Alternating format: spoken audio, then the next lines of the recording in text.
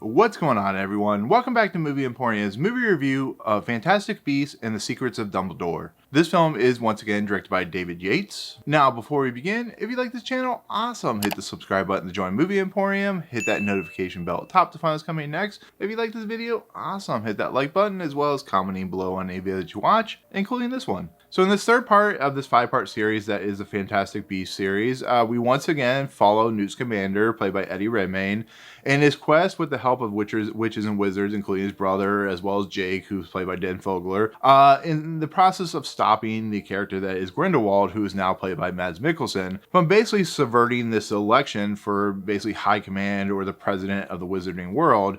And so with the help of Albus Dumbledore and his brother, they basically try to track down Grindelwald and take him down before he actually takes over the election, ruins everything, and takes the basically the wizarding world into a dark period. Well, on top of everything, we have Credence, who's played by, unfortunately, Ezra Miller, who is, as we found out in the last movie, the brother or the relative of Dumbledore and the Dumbledore family.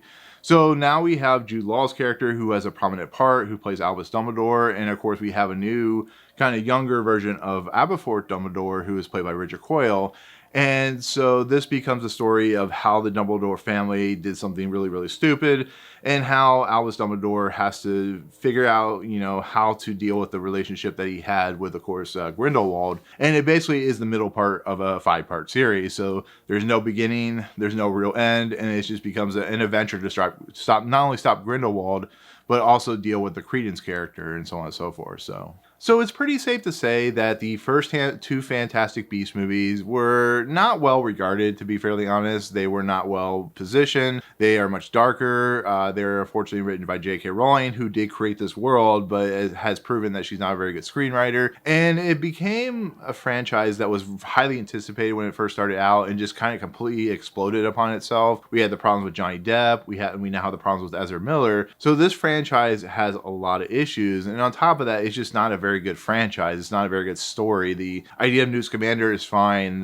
Katherine, Waterston, who was in the series, is fine, but it doesn't really have the staying power that the original Harry Potter series had. It didn't have the mystique. It didn't have the fun. It didn't have the entertainment. It tried to be more edgier. It just completely didn't work. So as we expect, going into the third movie, the expectations are low, like real low, and it was not something I was looking forward to at all. I actually thought this movie was going to be absolutely terrible because it's just the nature of everything that I heard between Ezra Miller and having to replace Johnny Depp with Mads Mikkelsen. But I was still going to see this movie because I saw the other 2 in theaters. And then they brought in Steve Kloves to, reconfigure the script, to kind of rewrite it, to take over for J.K. Rowling, who has proven that she is not a very good screenwriter, and just to kind of figure out how to make this more enjoyable. So that gave me a little bit of hope. But I mean, you have to go in, unfortunately, after the third film to know that you may not enjoy this film because of the other 2 films and how they represent the final product, I guess you could say. And so after finally seeing this movie, it's safe to say that this movie is a marked improvement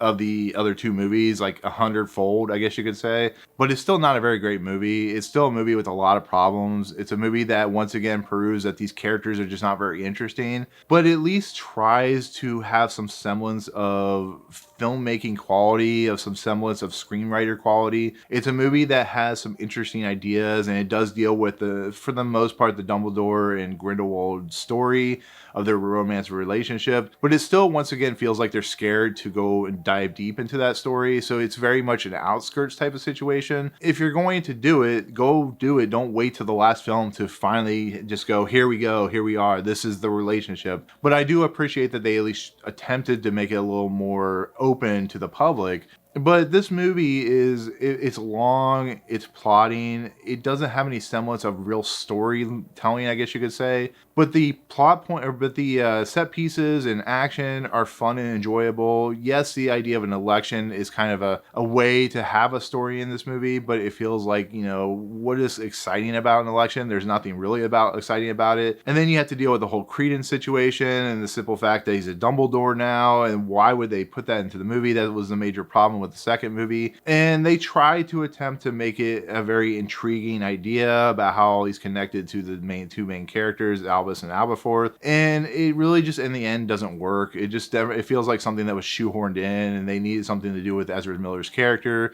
And now it's even worse with the idea of what he's been doing in his personal life. It's just, there's a lot of problems with his character, and it just doesn't feel like a fully realized character. And on top of that, he looks like Snape in this movie, which is really interesting and really strange. Like, why would they make him like the long black hair and like the close to the suits that, Snape wore in the Harry Potter series? It's just kind of all over the place. But, getting the kind of the negatives out of the way, the score is amazing. Once again, like I said, the action is amazing.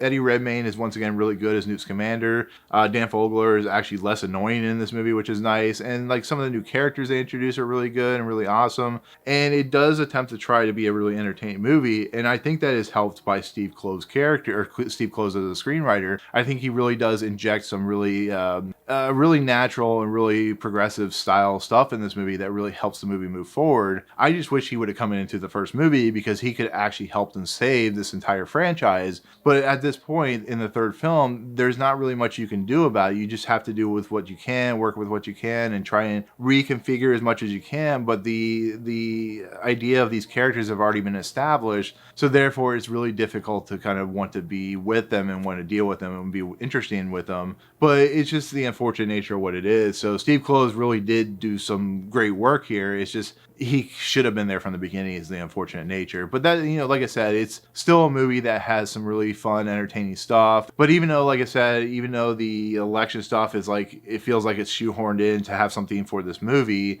it's still an interesting concept. The idea of this whole wizarding world, actually pick someone to control the wizarding world as the president or whatever you want to call it. So I found that stuff really kind of intriguing, and it would be cool as like its own kind of franchise film, just dealing with the networks of the wizarding world and the politics. I think that stuff's really interesting to think about. But if you're talking about a movie that's called Fantastic Beasts, and the stuff that they put in there is the election stuff, it doesn't hold water to what it's worth. But overall, in the end, I sound negative when it comes to this film. I'm trying not to be, but you have to talk about the negative stuff. But in the end, this is a much more marked improvement of the story of Fantastic Beasts. It's a much more interesting story. It has some interesting, like I said, action, and it attempts to recorrect or rewrite the franchise as a whole to make it much more interesting when they eventually do the fourth and fifth film. So with that said, if you like this franchise, you'll love this movie. If you didn't like this franchise, you still might enjoy this movie, but just know going in, it's not a perfect movie. So, but with that said, that is gonna be my take on Fantastic Beasts and the Secrets of Dumbledore. Thank you so much for watching. Comments below, are you excited to see this movie? Did you like or dislike the first two movies? Let me know in the comments.